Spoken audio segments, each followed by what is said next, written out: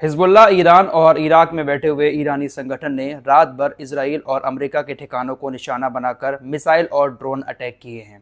कई जगह पर अमेरिका को नुकसान हुआ है, कई जगहों पर इजराइल के अंदर भी नुकसान हुआ है। तो आइए पहले हमलों की ही बात कर लेते हैं, कहां पर किसने कितने हमले किए, किसको कितना नुकसान हुआ। उसके बाद कुछ और खबरें हैं, उस पर भी नजर डालेंगे। सबसे पहले बात कर लेते हैं इराक की। इराक के अंदर जो अमेरिका की एम्बेसी बनी हुई है, उस एम्बेसी पर कई सारी मिसाइल दागी गई और कई सारे ड्रोन से हमला किया गया। रिपोर्ट्स के मुताबिक सारी चीज़ों को रोक लिया गया, लेकिन एक मिसाइल एम्बेसी के अंदर जाकर गिरी, जिससे वहां पर ब्लास्ट हुआ और आग लग गई। वहां पर काफ़ी नुकसान की खबर आ रही है, जिसके बाद अमेरिका ने दुनिया भर में तमाम एम्बेसीज को एक बार फिर से आदेश दिया है कि आप अपनी सुरक्षा व्यवस्था को बहाल करें, फिर से चेक करें कि आपका जो सुरक्षा तंत्र यहाँ पर लगा हुआ है वो ठीक से काम कर रहा है, क्योंकि एक मिसाइल परिसर के अंदर जाकर गिरी है। इराक के अंदर जो एम्बेसी है अमेरिका की, अमेरिका का जो एयर डिफेंस सिस्टम लगा हुआ है वहां पर मिसाइल रोकने में नाकाम रहा। कई सारे ड्रोन को मारा, रॉकेट्स को मारा, लेकिन एक मिसाइल अंदर जाकर गिरी, जिससे काफी नुकसान हुआ है। फिलहाल लोग इस वक्त एम्बेसी में कम है, क्योंकि अमेरिका ने मिडिल ईस्ट से तमाम एम्बेसी से अपने लोगों को निकाल दिया है। हिजबुल्लाह की तरफ आते हैं। हिजबुल्लाह ने भी एक बार फिर से बहुत सारे रॉकेट इजराइल की तरफ दागे हैं। ज़्यादातर रॉकेट्स को इंटरसेप्ट कर लिया गया। कुछ जगहों पर रॉकेट टकराए हैं जाकर, और एक तस्वीर भी ये सामने आई है, इजराइल की तरफ से ही शेयर की गई है, कि जो घर थे उनको थोड़ा नुकसान हुआ है। हालांकि लोग जब हमला होता है तो घरों में नहीं होते हैं, बंकरों में चले जाते हैं, इसलिए जान का नुकसान कम हुआ है इजराइल के अंदर। लेकिन हिजबुल्लाह ने एक बार फिर से रॉकेट की बरसात इजराइल की तरफ की है। ईरान की बात कर लेते हैं। ईरान ने भी रात में कई सारी मिसाइलों की वेव इजराइल की तरफ लॉन्च की है। इजराइल की तरफ से कहा गया है कि ईरान ने पिछले कुछ घंटों में इजराइल की तरफ बहुत सारे मिसाइल हमले किए हैं। खासकर जो डिमोना परमाणु प्लांट है इजराइल का, उसकी फैसिलिटीज़ को निशाना बनाकर कई सारी मिसाइलें छोड़ी गई, लेकिन सबको इंटरसेप्ट कर लिया गया। क्योंकि इजराइल का जो परमाणु ठिकाना है, उसकी सिक्योरिटी के बारे में आपको पहले ही बता चुका हूँ कितनी सख्त है। वहाँ पर मिसाइल पहुँच पाना शायद बहुत मुश्किल होता है। बहुत सारी मिसाइलें आएँ और कोई बहुत तेज़ मिसाइल वहाँ पर जाकर गिर जाए, वो बात अलग है। लेकिन डिमोना जो परमाणु केंद्र है इजराइल का, उसको चारों तरफ से ऐसी लेयर से पैक किया हुआ है, सिक्योरिटी लेयर से, कि वहां पर मिसाइल का पहुंचना बहुत मुश्किल होता है। फिलहाल निशाना बनाया गया था, लेकिन इंटरसेप्ट कर लिया गया। अगर सिक्योरिटी वहां पर टाइट ना हो, एक मिसाइल भी अगर वहां पर गिर जाए, तो इजराइल ही क्या, तमाम आसपास के देश परमाणु प्लांट पर हमला होने की वजह से उसकी जद में आ जाएंगे। तो इस तरह से ईरान, हिजबुल्लाह और इराकी संगठनों की तरफ से रात भर अमेरिका और इजराइल को निशाना बनाया गया है। आइए अब बात कर लेते हैं अमेरिका और इजराइल के हमलों की। खबर आप लोग सुन चुके हैं कि इजराइल और अमेरिका ने एक साथ मिलकर तेहरान में भी हमले किए, और जो शिराज शहर है वहां पर भी हमले हुए।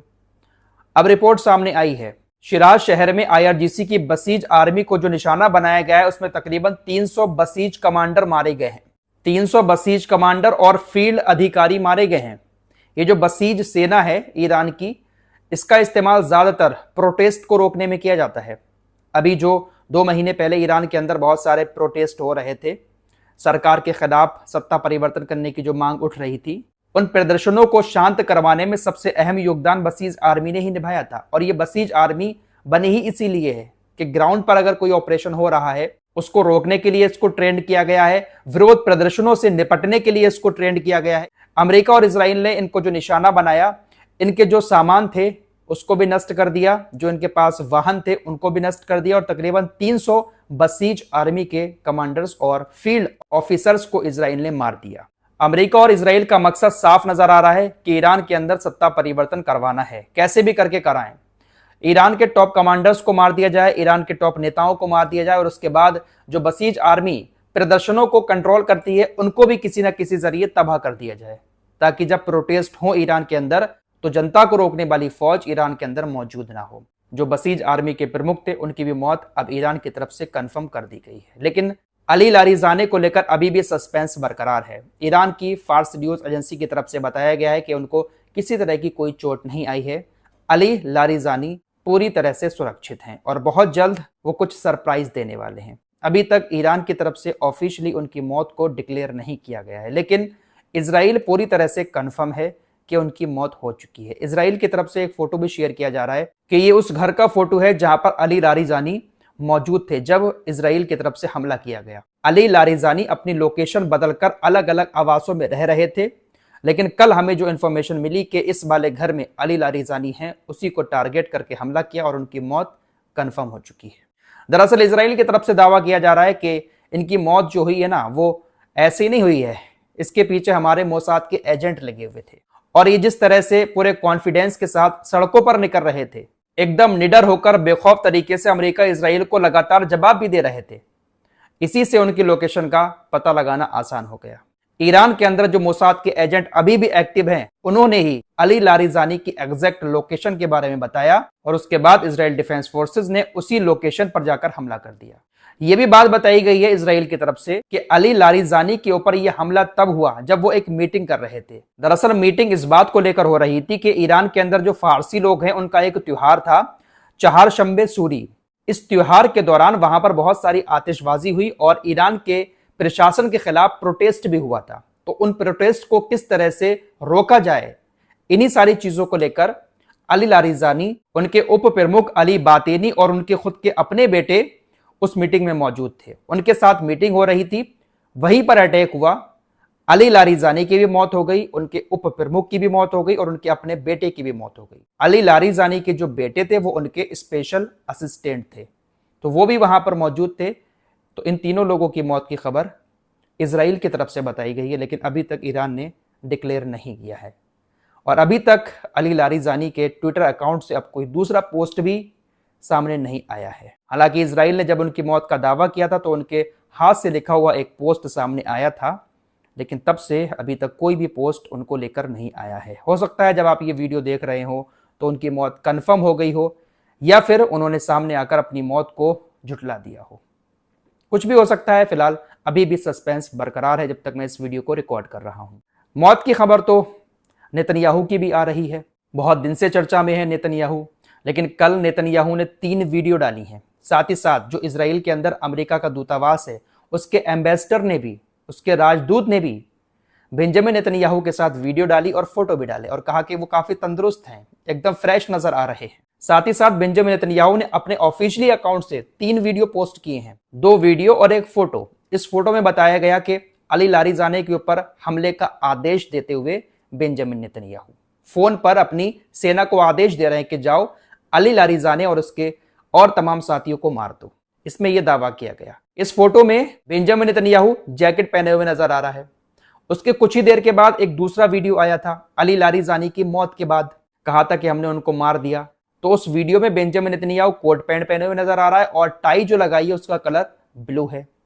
2-3 घंटे के बाद फिर एक वीडियो आता है जहां पर बेंजामिन नेतन्याहू फिर से कोट पैंट में है और लाल टाई लगाए हुए है। अमेरिका के राजदूत ने जो फोटो शेयर किया है, जो वीडियो शेयर किया है, उसमें भी बेंजामिन नेतन्याहू सेम कपड़े पहने हुए नजर आ रहा है। फिलहाल कह सकते हैं कि 90% चांसेस ऐसे हैं कि बेंजामिन नेतन्याहू पूरी तरह से ठीक है। हाँ, वो बात और है कि अब हम सबके और पूरी दुनिया के लोगों के दिमाग में ये बात बैठ गई है कि बहुत सारी चीजें एआई से बनाकर इजराइल दिखा रहा है, लेकिन कुछ चीजें ऐसी भी हैं जिसको पहली नजर में देखने में बिल्कुल रियल ही लग रही हैं। इस कट्टरपंथी नेता बेन गबर की बात कर लेते हैं। इसके बारे में भी यही कहा जा रहा है कि इसकी भी मौत हो चुकी है, लेकिन कल इसने अपने ट्विटर अकाउंट से एक वीडियो पोस्ट किया जहां पर ये बहुत सारे पिज्जा अपने सैनिकों को लेकर खिलाने जा रहा है। गाड़ी से उतर रहा है, इसके हाथ में बहुत सारे पिज्जा के डब्बे हैं और ये अपने सैनिकों को बांट रहा है। तो इसके बारे में भी खबर फैली थी कि इसकी भी मौत हो गई और इसने जो वीडियो शेयर किया है वो बिल्कुल ओरिजिनल है, एआई से बना हुआ नहीं लग रहा है। तो कह सकते हैं कि ये भी जिंदा है। लेकिन फार्स न्यूज एजेंसी ने एक बड़ा दावा ये किया है रात के वक्त में कि हमारी स्पेशल यूनिट ने इजराइल के अंदर एक ऑपरेशन चलाया और उनकी जो युद्ध कैबिनेट है उसका एक ऑफिसर मारा गया है। युद्ध कैबिनेट का एक मेंबर हमारी स्पेशल यूनिट ने मार दिया है। हालांकि नाम नहीं बताया। अब इस मामले पर भी ना तो अभी तक ईरान की तरफ से कुछ कहा गया है और ना ही इजराइल की तरफ से। तो इस तरह से सस्पेंस बहुत ज्यादा बना हुआ है इस जंग के दौरान। कौन मर रहा है, कौन क्या कर रहा है, कुछ समझ नहीं आ रहा है। फेक खबरें भी बहुत सारी चल रही हैं। ईरानी मीडिया की तरफ से भी कुछ खबरें फैलाई जाती हैं फेक, और इजराइल अमेरिका तो इसमें माहिर हैं ही।